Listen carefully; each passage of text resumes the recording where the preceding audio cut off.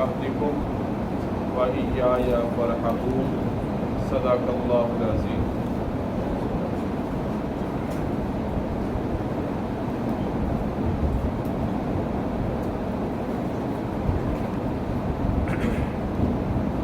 اللهم صل على محمد وعلى آل محمد كما صليت على إبراهيم وعلى آل إبراهيم إنك حميد مجيد. اللهم بارك على محمد وعلى آل محمد كما باركت على إبراهيم وعلى آل إبراهيم إنك حميد مجيد. رب زدني علما رب زدني علما رب زدني علما رب اشرح لي صدري ويسر لي أمري واحلل عقدة من لساني يفقهوا قولي. سورہ بقرہ کا 5واں رکوع ہے اور اس رکوع میں اللہ رب العزت مخاطب ہیں بنی اسرائیل سے. ارشاد باری تعالیٰ ہے یا بنی اسرائیل اذکروا نعمتی التی انعمت علیکم. اے بنی اسرائیل میرے احسان کو یاد کرو جو میں نے تم پر کیے. وَأَوْفُوا بِعَهْدِي أُوفِ بِعَهْدِكُمْ. تم میرا عہد پورا کرو میں تمہارا عہد پورا کروں گا. وَإِيَّايَ فَارْحَبُونِ اور مجھ ہی سے ڈرا کرو. اللہ رب العزت قرآن مجید میں مختلف طریقوں سے مخاطب ہوئے ہیں، خطاب فرمایا ہے. یا ایھا الناس کے ذریعے سے بھی اللہ رب العزت نے تمام انسانیت سے خطاب فرمایا ہے. یا ایھا الذین آمنوا کے ذریعے سے اللہ رب العزت نے اہل ایمان کو خطاب فرمایا ہے. اور یہاں پر اللہ رب العزت یا بنی اسرائیل اے بنی اسرائیل سے مخاطب ہوئے ہیں. بنی کا مطلب ہوتا ہے اولاد اور اسرائیل یہ کون ہے؟ نبی کریم صلی اللہ علیہ وسلم فرماتے ہیں کہ حضرت یعقوب علیہ السلام جو حضرت اسحاق کے بیٹے ہیں، حضرت اسحاق کے بیٹے ہیں حضرت یعقوب. حضرت اسحاق کے 2 بیٹے تھے، ایک کا نام یعقوب تھا اور دوسرا کا نام عیس تھا، عین یا اور صاد. ان دونوں بیٹوں کے حضرت یعقوب علیہ السلام قد و قامت کے اعتبار سے، طاقت کے اعتبار سے اپنے بھائی سے زیادہ توانا تھے.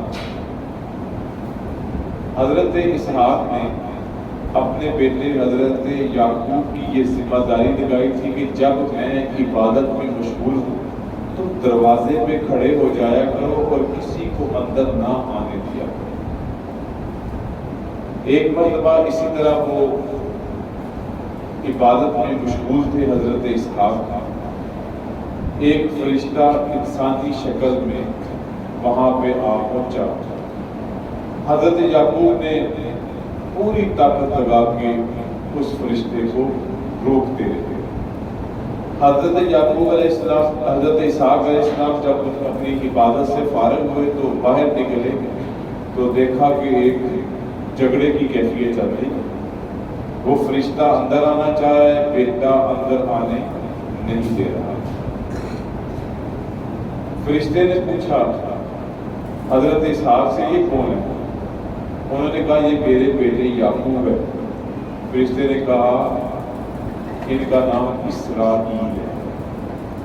یہ عبرانی زبان کے الفاظ ہیں جس کا معنی ہے اسراء بندہ، عید اللہ.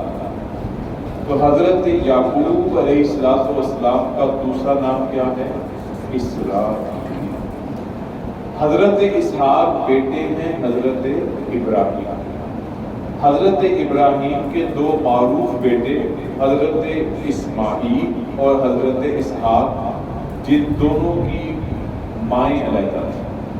حضرت حاجرہ کے بدن سے پیدا ہوئے تھے حضرت اسماعیل اور حضرت سارہ کے بدن سے پیدا ہوئے تھے حضرت اسحاق.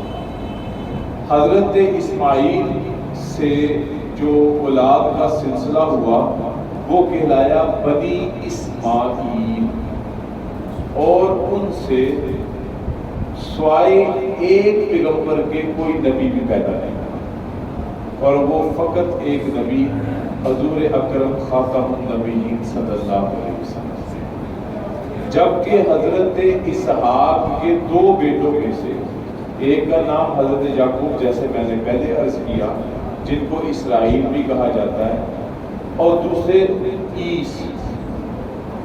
حضرت یعقوب علیہ السلام نے دونوں کے لیے الگ الگ دعا کی۔ حضرت یعقوب کے لیے دعا کی کہ اللہ تعالیٰ آپ کی اولاد سے پیغمبروں کا اور نبیوں کا سلسلہ جوڑے، اور عیس کے لیے دعا کی کہ اللہ تعالیٰ تیری اولاد میں سے بادشاہ اور ملوک بنائے۔ تو لہٰذا حضرت اسحاق کی اس دعا کے نتیجے میں حضرت یعقوب علیہ السلام کی اولاد سے حضرت عیسیٰ تک 4000 انبیاء کرام پیدا ہوئے۔ حضرت یعقوب سے لے کر حضرت عیسیٰ علیہ السلام تک کتنے انبیاء کرام پیدا ہوئے؟ 4000۔ جبکہ عیس کی اولاد سے بادشاہ بھی پیدا ہوئے، ملوک بھی پیدا ہوئے، یعنی ان کی اولاد کا ایک الگ سلسلہ دنیاوی اعتبار سے، اور حضرت یعقوب علیہ السلام کی اولاد سے دینی اعتبار سے، نبوت کے اعتبار سے سلسلہ چلا۔ حضرت یعقوب علیہ السلام کی اولاد سے حضرت یوسف علیہ السلام مشہور نبی، سورہ یوسف جن کے حضرت یعقوب علیہ السلام کی 4 شادیاں حضرت یعقوب علیہ السلام، اور چاروں کی چاروں شادیاں ان کی 4 بہنوں کے ساتھ، اور وہ ماموں کی بیٹیاں تھیں۔ پہلی کے ساتھ شادی ہوئی، وہ فوت ہو گئی، دوسری کے ساتھ شادی ہوئی، وہ فوت ہو گئی، تیسرے کے ساتھ شادی ہوئی، فوت ہو گئی، حتیٰ کہ چوتھی کے ساتھ شادی ہوئی تو وہ بھی فوت ہو گئی۔ تو ان کی اولاد سے حضرت یوسف کے حضرت بنیامین۔ تو لہٰذا یہ ایک مختصر سا تعارف ہے اس حوالے سے کہ اسرائیل سے کیا مراد ہے۔ اسرائیل سے مراد حضرت یعقوب علیہ السلام کی اولاد سے چلنے والا سلسلہ ہے، جن میں سے اکثر قوم یہود کے ساتھ متعارف ہیں۔ اسی لیے جو ملک ہے اسرائیل وہ یہودی سلطنت ہے۔ ہمارے بعض دوستوں نے کہا کہ آپ اسرائیل کو کیوں برا بھلا کہتے ہیں، وہ تو حضرت یعقوب علیہ السلام کا نام ہے۔ بھئی اسرائیل تو حضرت یعقوب ہی ہیں، لیکن جو ریاست اسرائیل ہے وہ غاصب ریاست ہے۔ انہوں نے مسلمانوں اور خصوصاً فلسطینیوں کے سینے پہ چورا قوم کے وہاں پہ ایک ناجائز ریاست قائم کی ہے۔ جب ہم اسرائیل کو برا بھلا کہتے ہیں تو ہم حضرت یعقوب مراد یا بنی اسرائیل اذکروا نعمتی التی انعمت علیکم، اے بنی اسرائیل یاد کرو میرے احسان کو وہ جو میں نے تم پر کیے۔ ان احسانات سے کیا مراد ہے؟ ان احسانات میں قوم یہود میں 4000 انبیاء کرام کا آنا، ان احسانات میں اللہ رب العزت کا ان کو باقی اس وقت کی قوموں کو ایک برتری اور مقام دینا، ان احسانات میں جو اللہ تعالیٰ نے حضرت عیسیٰ علیہ السلام اور ان کے ماننے والوں پر آسمان سے دسترخوان کا اتارنا، ان احسانات میں حضرت موسیٰ علیہ السلام کا اور ان کی قوم کا فرعون سے نجات دلانا، ان احسانات میں حضرت موسیٰ علیہ السلام کے لیے سمندر میں بحر کلزم میں 12 راستوں کا نکالنا تاکہ نجات حاصل ہو جائے فرعون اور اس کے لشکر سے، پتھر سے 12 چشموں کا جاری ہونا، الغرض وہ سارے احسانات ہیں جو اللہ تعالیٰ نے بنی اسرائیل پر فرمائے، اور اللہ تعالیٰ ان احسانات کو یاد کروا کر قوم یہود کو متوجہ کر رہے ہیں کہ تم اپنے وعدے کو پورا کرو، میں تمہارے ساتھ کیے ہوئے وعدے کو پورا کروں گا۔ یا بنی اسرائیل اذکروا نعمتی التی انعمت علیکم، اے بنی اسرائیل میرے احسان یاد کرو جو میں نے تم پر کیے، وَأَوْفُوا بِعَهْدِي، तुम मेरा वादा आहद पूरा करो। वो वादा क्या था? वो वादा था अल्लाह के हुक्म को मानने का, वो वादा था अल्लाह के भेजे हुए अंबिया किराम पर ईमान लाने का, और वो सबसे बड़ा वादा था हुजूर अकरम सल्लल्लाहु अलैहि वसल्लम पर ईमान लाना। नबी करीम सल्लल्लाहु अलैहि वसल्लम जिस वक्त मबूस हुए हैं उस वक्त सबसे ज्यादा इल्मी किताबी अगर कोई कौम थी तो वो कौम यहूद थी, और उनको अपने इल्मी किताबी होने पर बड़ा फख्र था। लेकिन वो अपने इल्मी किताबी होने के बावजूद उन्होंने अपनी आंखों को हक से बंद कर दिया, बावजूद जानते कि वो इल्मी किताबी हैं, तो रात पर ईमान लाते हैं। फिर भी वो लोग जो थे नबी अलैहिस्सलाम को नहीं ईमान, जहां पर तो रात में नबी करीम सल्लल्लाहु अलैहि वसल्लम की खूबियां थी उनको छुपा लिया करते थे। नबी करीम सल्लल्लाहु अलैहि वसल्लम के जो औसाफ थे उनसे अपनी नजरों को एक तरफ उठा लिया करते थे। ये था उनका उस वक्त का दजल और उस वक्त का किज़ब जो उन्होंने किसके साथ किया? हजरत मोहम्मद रसूलुल्लाह सल्लल्लाहु अलैहि वसल्लम के साथ किया। अल्लाह रब्बुल इज्जत तो इनको मुतवज्जे कर रहे हैं, व औफू बि अहदी उफी बि अहदिकुम, तुम मेरा अहद पूरा करो। मेरा अहद क्या था कि तुम नबी मोहतरम, ये सबसे बड़ा अहद था। बाकी सारी बातें अपनी जगह थी, वो सबसे बड़ा अहद था। वो क्या था कि तुम हुजूर अकरम सल्लल्लाहु अलैहि वसल्लम पर ईमान लाओगे। उफी बि अहदिकुम, इसके बदले में मैं तुम्हारे साथ किया हुआ वादा पूरा करूंगा। वो क्या है? आखिरत में तुम्हारे गुनाहों को भी माफ करूंगा और तुम्हें जन्नत में भी। और कौमे यहूद की उस वक्त अहमियत कितनी थी, इससे आप अंदाजा लगाएं। सारे लोग इस बात की तरफ मुतवज्जे थे कब कौमे यहूद नबी अकरम सल्लल्लाहु अलैहि वसल्लम पर ईमान लाते हैं और हम इनके पीछे चलते हैं, क्योंकि उनको यकीन था कि ये जो करेंगे वो एक स्टैंडर्ड होगा। जैसे कि नबी अलैहिस्सलाम की कितनी वाक़ियात हैं कि जब आप सल्लल्लाहु अलैहि वसल्लम मदीना तैयबा पहुंचे तो सहाबा कराम रिज़वानुल्लाहि ताला अन्हुम अजमाइन जो मुसलमान हुए वो इस इंतजार में थे कौन कौन सा यहूदी मुसलमान होगा तो हम भी मुसलमान होंगे। अब्दुल्लाह इब्न सलाम इसकी बड़ी मिसाल है। लेकिन फिर भी कौम यहूद ने हक बात को कबूल नहीं किया और अपने वादे को पूरा को, तो मेरे वादे को पूरा करो, मैं तुम्हारे वादे को बख्शिश मग़फ़िरत और जन्नत में दाखिले के साथ पूरा करूंगा। व इय्या फरहबून, और मुझे ही से डरा करो। व आमीनू बिमा अंज़ल, और ईमान लाओ जो मैंने नाज़िल किया।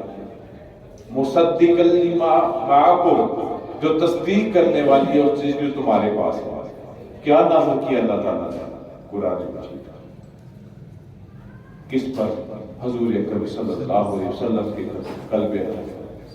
और तस्दीक किस चीज की करने वाली है? जो तुम्हारे पास है।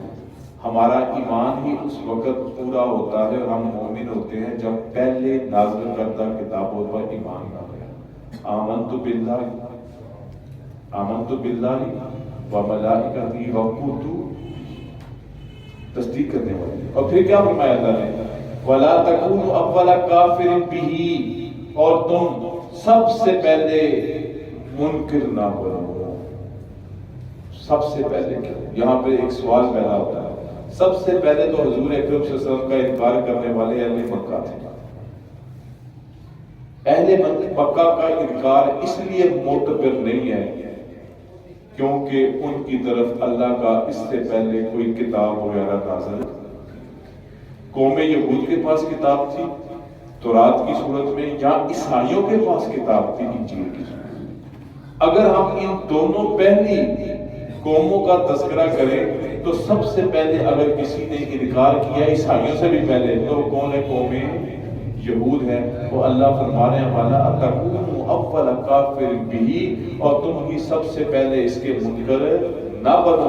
वला तश्तरू बि आयाति समनन कलीला, और मेरी आयतों को थोड़ी कीमत के बदले में ना बेचो। इससे क्या मुराद है?